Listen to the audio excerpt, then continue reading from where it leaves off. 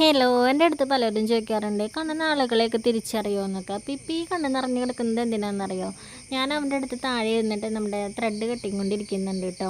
അപ്പോൾ ഞാൻ നോക്കിയപ്പോൾ മറ്റേ ഏതൊരു പടം, ബഡ്ഡി എന്ന് പറഞ്ഞ പടം, അത് ഞാൻ അങ്ങനെ കുറേ ഒന്നും കണ്ടില്ല, ഒന്നോ രണ്ടോ പ്രാവശ്യമേ കണ്ടുള്ളൂ. അപ്പോൾ ഞാൻ അത് വെച്ചു. അതിൻ്റെ ഇടയിൽ കൂടെ ഇങ്ങനെ ചാനൽ മാറ്റിപ്പോയപ്പോൾ ചെസ്സ് മൂവി ഉണ്ടായിരുന്നു. അപ്പോൾ അവന് കുറച്ച് പടങ്ങൾ ഇങ്ങനെ ഇഷ്ടമുള്ളതുണ്ട്. ഇപ്പോൾ കൊച്ചി രാജാവ്, ചെസ്സ്, പുലിമുരുകൻ, നന്ദന, അങ്ങനെ കുറച്ച് പടങ്ങൾ ആൾക്ക് ഇഷ്ടമുള്ളതുണ്ട്. അപ്പോൾ ഇങ്ങനെ മാറ്റിക്കൊണ്ടിരിക്കുന്നതിനിടെ ചെസ്സ് മൂവി അവൻ കണ്ടപ്പോൾ ഞാൻ അത് കുറേ കണ്ടിട്ടുള്ളതല്ലെന്ന് വെച്ച് ഞാനത് മാറ്റി. പക്ഷെ അവനത് അപ്പം ക്യാച്ച് ചെയ്തിട്ട് ഞാൻ ബഡ്ഡി വെച്ചപ്പോൾ അത് സമ്മതിച്ചില്ല.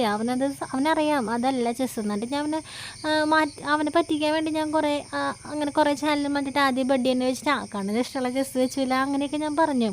പക്ഷേ ഞാൻ എന്തൊക്കെ തന്നെ സൂത്രങ്ങൾ കാണിച്ചിട്ടും അവനറിയാം ചെസ്സിൽ ദിലീപാണ്, അങ്ങനെ കാര്യങ്ങളൊക്കെ ആൾക്ക് അറിയാമല്ലോ. അതൊക്കെ അവൻ നോട്ടീസ് ചെയ്യുന്നുണ്ട്.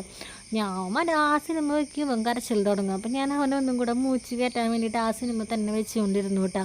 അപ്പോൾ അവനാകെ ഇടച്ചില്ലായി. പിന്നെ ഞാൻ ശരിക്കും നമ്മൾ വെച്ച് കൊടുത്തേ നിവർത്തിയുള്ളൂ. കഴിഞ്ഞ ദിവസം ഏതോ ഒരു പടം ഇതുപോലെ കലാഭവൻ മണിയുടെ പടങ്ങൾ ഇഷ്ടം. അപ്പം ഏതോ MLA മണി 10 അങ്ങനെ ഏതോ ഒരു പടമുണ്ട്.